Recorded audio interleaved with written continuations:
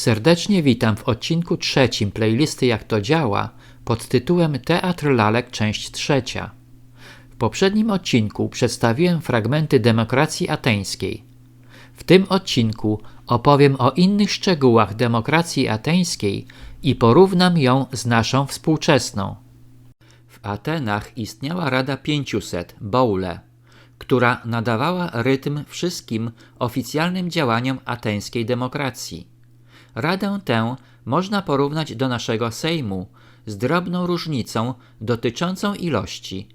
Posłów jest tylko lub aż 440 i ogromną różnicą dotyczącą wyłaniania składu tej rady. Do rady mógł zgłaszać się każdy obywatel, który ukończył 30 lat. W centralnym losowaniu wyłaniano 1000 osób, a spośród nich losowano 500 radnych, bouleutes. Pozostali byli jako zmiennicy. W ten sposób każdy radny miał swojego zmiennika na wypadek śmierci lub niepowodzenia w procedurze dokimazji. Dokimazja to rodzaj współczesnej lustracji, chociaż nie można jej porównać na przykład z rzekomą lustracją Macierewicza. Dokimazji podlegali przede wszystkim urzędnicy przed objęciem funkcji i naturalizowani obywatele.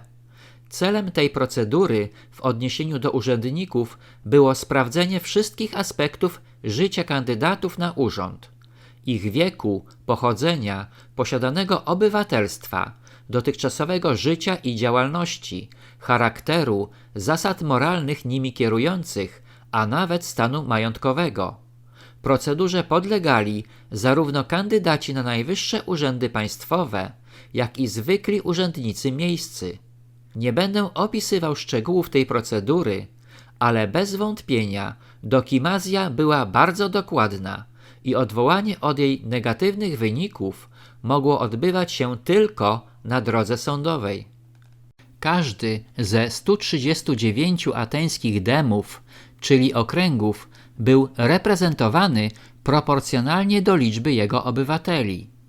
Kadencja Rady trwała rok i zasadą obsadzania ateńskich urzędów było, że nie wolno powtórnie obsadzić urzędy tą samą osobą. Rada obradowała codziennie, z wyjątkiem większości świąt i tzw. dni zakazanych, i szczególnymi tematami jej obrad były finanse i polityka zewnętrzna. Zadaniem Rady było wyznaczanie porządku obrad zgromadzenia oraz ustalanie hierarchii spraw do debaty. Rada w porozumieniu z urzędnikami czuwała nad wykonaniem uchwał i miała uprawnienia w sferze finansów, polityki zagranicznej, nadzoru administracji i sądzenia obywateli. W Radzie 500 sporządzano uchwałę wstępną pro bouleuma i zgromadzeniu ludowemu nie wolno było nic uchwalać bez uchwały wstępnej. Każdy wniosek, zanim trafił przed zgromadzenie, był dyskutowany w Radzie, czyli zgromadzenie można by porównać do współczesnego Senatu. Bez wątpienia Ateny pobiły nas na głowę formą prawdziwej demokracji. Po pierwsze, każdy obywatel bez wyjątku miał prawo zasiadać w Radzie. Współcześnie trzeba mieć sponsorów, protektorów lub poparcie grupy interesów bądź wpływowej rodziny. Po drugie, wybór radnego dokonywany był na podstawie losowania z całej liczby kandydatów.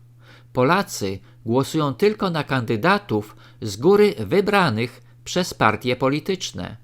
Po trzecie, każdy radny miał swojego zastępcę na wypadek śmierci lub negatywnego wyniku lustracji. W Polsce wyznaczanie zastępców wyższych urzędników państwowych jest domeną elity rządzącej.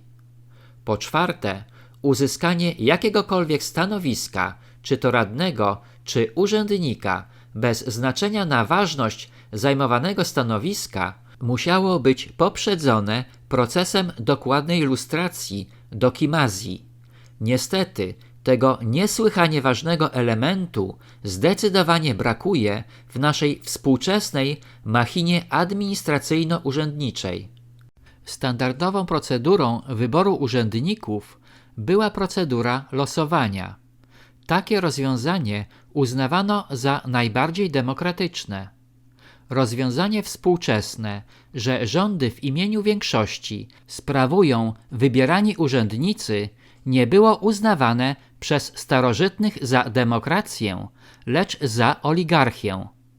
Oligarchię, czyli formę rządów polegającą na sprawowaniu władzy przez niewielką grupę ludzi, przywłaszczającej suwerenną rolę w państwie.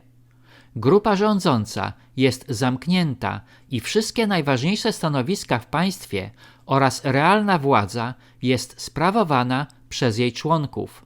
Nawet jeśli w obrębie elity władzy toczy się mniej lub bardziej zakulisowa walka o władzę, to oligarchia na zewnątrz występuje zdecydowanie jednolitym frontem, starając się nie dopuścić do władzy innych grup społecznych.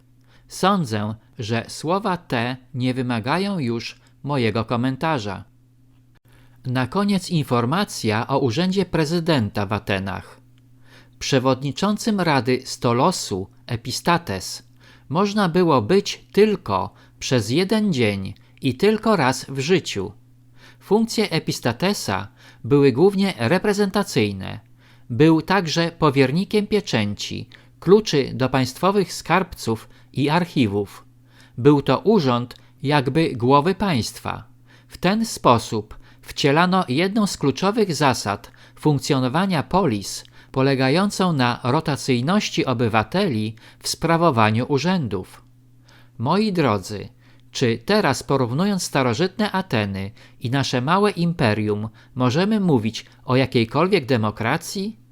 Nie mówiąc już o dewiacjach naszej pseudodemokracji, to jak można porównać 10 lat rządów naszego naczelnika z jednodniowymi rządami Epistates, który nawet nie miał szansy na drugą kadencję?